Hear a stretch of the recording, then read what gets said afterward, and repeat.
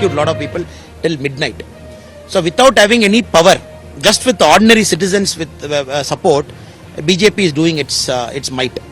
And also we are very particular, our national president JP Nadda ji, immediately the first day of the cyclone, he called me, immediately called for a video conference of all the neighboring states, Goa, Kerala, Karnataka, they all have started sending relief materials into Tamil Nadu. Other parts of Tamil Nadu, they are also sending relief material. That is being distributed starting from today morning. नमस्कार, आप देख रहे हैं air news. Tamil Nadu में हाल ही में हुई भारी बारिश और बाढ़ के कारण हुई तबाही, इससे न केवल लाखों लोग प्रभावित हुए हैं बल्कि राज्य के राजनीतिक दलों के बीच भी तनाव बढ़ गया है। बाढ़ पीड़ितों के लिए राहत कोष के मुद्दे पर राज्य के शासन दल डीएमके और मुख्य विपक्षी दल एआईडीएमके के बीच आरोप प्रत्यारोप का दौर जारी है।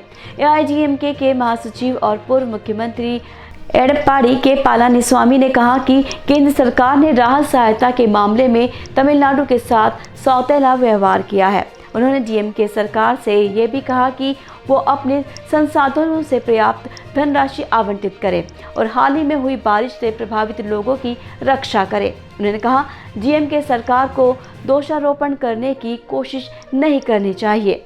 राज्य सरकार को केंद्र के फंड का इंतजार नहीं करना चाहिए।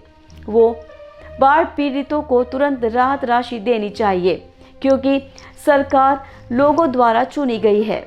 और उन्होंने कहा साथ ही लोगों की पीड़ा को समझते हुए केंद्र सरकार को भी तमिलनाडु को उचित धनराशि आवंटित करनी चाहिए। पिछले साल में जब भी प्राकृतिक आपदाएं आई तो एआईडीएमके सरकार ने अपने फंड से लोगों की मदद तुरंत की थी। डीएमके ने इस आरोप को खारिज करते हुए कहा है कि वो बाढ़ पीड़ितों के लिए हर संभव मदद कर रही है। डीएमके के प्रवक्ता ने कहा कि राज्य सरकार ने बाढ़ प्रभावित जिलों में तुरंत राहत कार्यों को शुरू किया है और लोगों को खाना, पानी, दवा और शेल्टर प्रदान किया है। वहीं भाजपा ने भी इस मुद्दे पर अपना रुख साफ किया है। भाजपा के राष्ट्रीय महासचिव और तमिलनाडु प्रभारी सीटी रवि ने कहा कि केंद्र सरकार तमिलनाडु के लिए हमेशा तैयार है। उन्होंने कहा कि केंद्र सरकार ने राज्य को बाढ़ से निपटने के लिए हर संभव सहायता दी है और आगे भी दी जाएगी। इस तरह तमिलनाडु में बाढ़ पीड़ितों के लिए राहत कोष का मुद्दा राजनीतिक रंग में रंग गया है।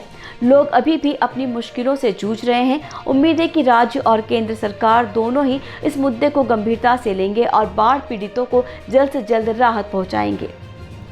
इसके साथ ही तमिलनाडु के पूर्व मुख्यमंत्री और विपक्षी एआईडीएमके के महासचिव एडप्पाडी के पलानीस्वामी ने मंगलवार को डीएमके पर भ्रष्टाचार का आरोप लगाया और कहा कि उन्होंने अल्पसंख्यकों की मांगों को पूरा नहीं किया है।